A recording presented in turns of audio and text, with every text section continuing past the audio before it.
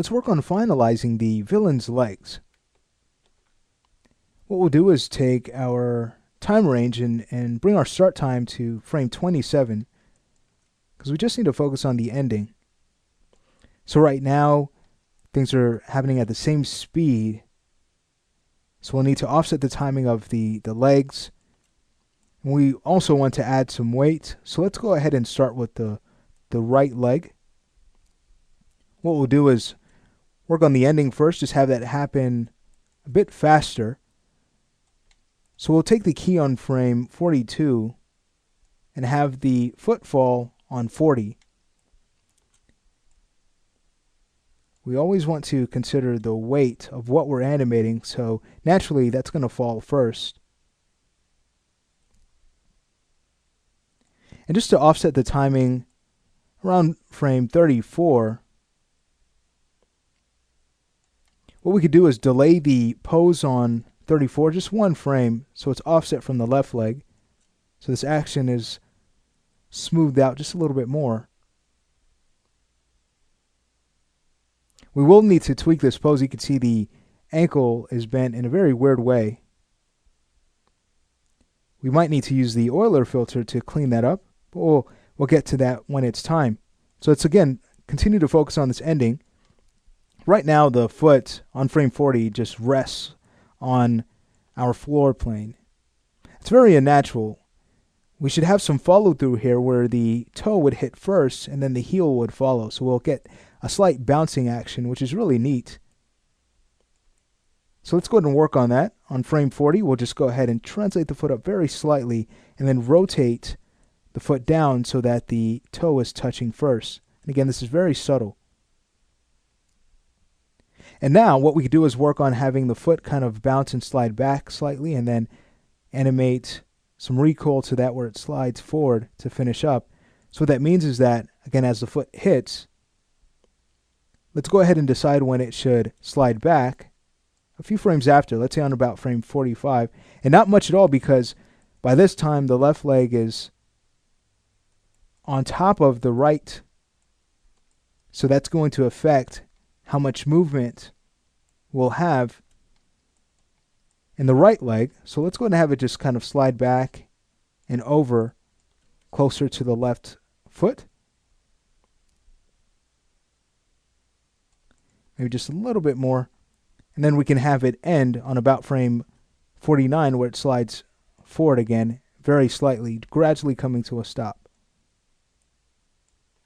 All right, let's see how this looks in the top view. Hit play. All right, beautiful. Might be able to move it back a little bit more on 45, so let's go ahead and do that, see how it looks. Okay, great. All right, so let's go ahead and work on the bounce now. So the foot falls on 40. Let's go ahead and have it bounce up a few frames after. Let's say on about frame 43. Go ahead and translate it up. Then it falls again on 45 and then just slides forward. So that looks nice. Very subtle. And now we could add some rotation to this. So the foot falls, toe hits, and now we can have the heel rotate up on about frame 42. So we'll go there and maybe take a look at our channels. We'll take the y-axis and rotate that up.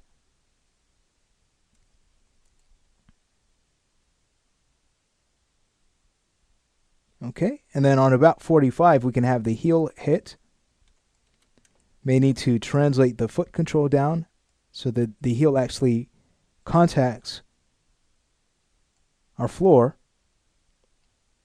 And then we can have the foot rotate to rest on 47, a few frames after. Again, in the y-axis, just rotate it down. So what we get is a nice little bouncing action in the foot. You can see how it bounces up on 49, no problem at all. We can get our graph editor involved. So I'll just use my hotkey. Go to the Translate Y, frame the keyframe. Let's go ahead and take a look at the foot here. So it's brought up way too much. So we'll just go ahead and bring the key down. I'm holding down Shift and dragging down with the middle mouse button to lock our keyframe's movement vertically. Okay, so at this point, we'll go ahead and scrub through. Beautiful. Looks like it moves up a little bit too much still on 49, so I'll just go ahead and continue to tweak that key so that no longer happens. There we go. Great. All right, so moving forward, let's go ahead and take a look at the animation. Again, we might need to use our Euler filter to fix this rotation problem we're experiencing. So I'll go ahead and grab our rotate channels. Go ahead and frame our F-curves and choose curves, the Euler filter, and notice how Maya goes through and cleans all of that up. So that's much smoother. So what I'd like to do here is think about the follow-through in the ankle as the foot swings around. I'd like to go ahead and take the ankle on 34 and maybe rotate that back. You can go ahead and use our local tool and just rotate it back on 34.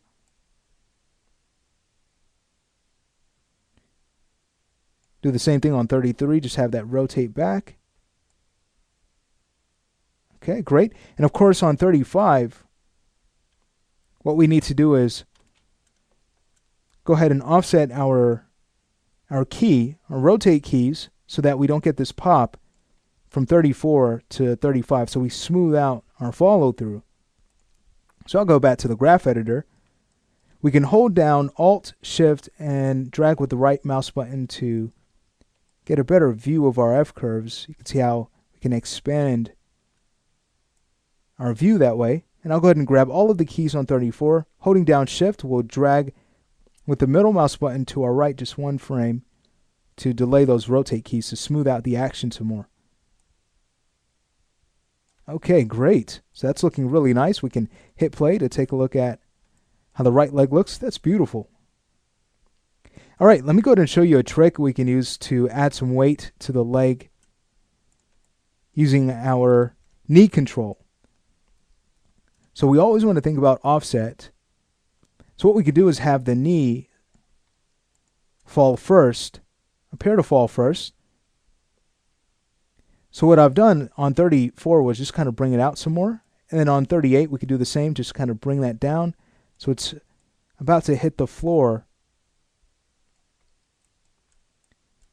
On frame 40, we can do the same, just translate it down. You can see how the leg is locked up. No problem at all. We could just go to 40 and add a slight bend.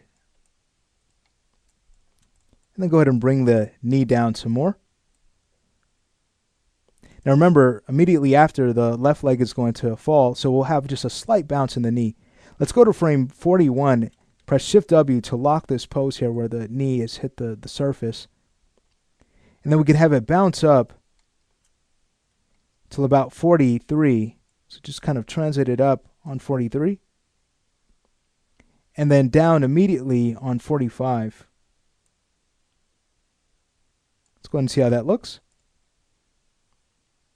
Okay, it looks like the knee almost falls the same time the leg does, so we'll just go ahead and offset that by taking the key on 45 and moving that to 44. Great. So just a final fix, we can go ahead and translate it down a little bit more on 44, and what we get is the knee kind of hitting that surface and then the leg following through. So here's how this looks overall when we hit play. Great. Now how can we push this a little bit further? Well, we can go ahead and delay the foot a little bit more by just changing one of our poses. So as the foot falls, let's say on about frame 39, we have the foot translate up a bit more, and then take the knee and bring that down some more.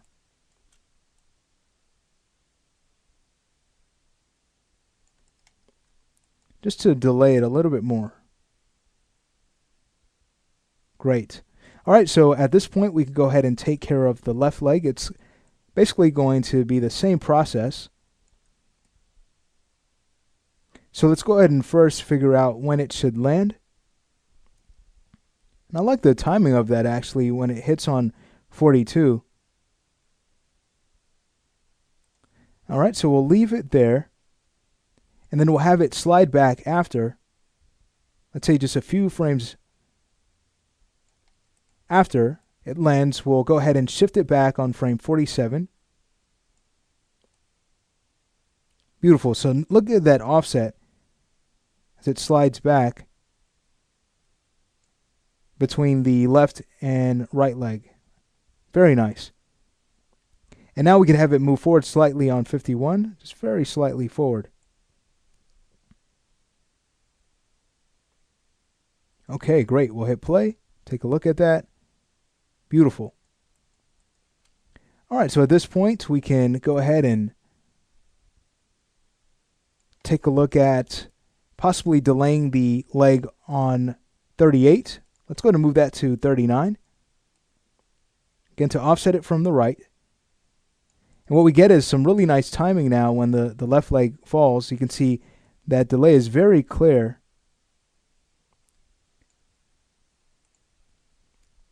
Great. All right, so moving forward from here, let's go ahead and work on the knee, and then we can add some rotation to the foot to finish up. So we're going to use our same trick of having the knee kind of hit first. So on frame 38, we can go ahead and start to bring it down.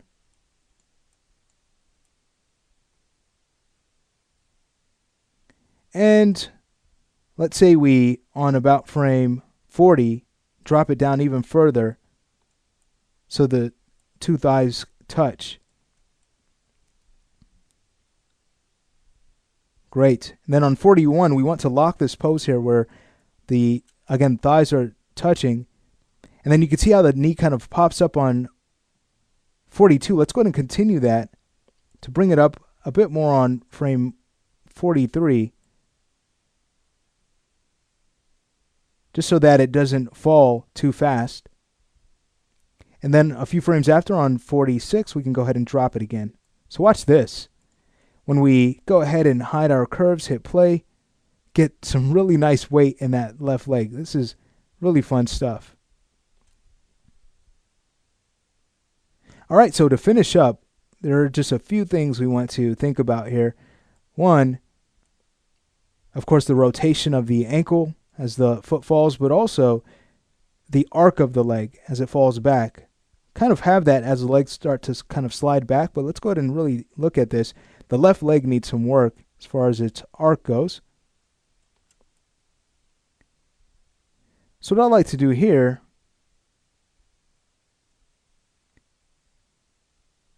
on about frame 40, is go ahead and kind of translate it forward in just one axis, in the z-axis, and then you can see how it kind of slides back.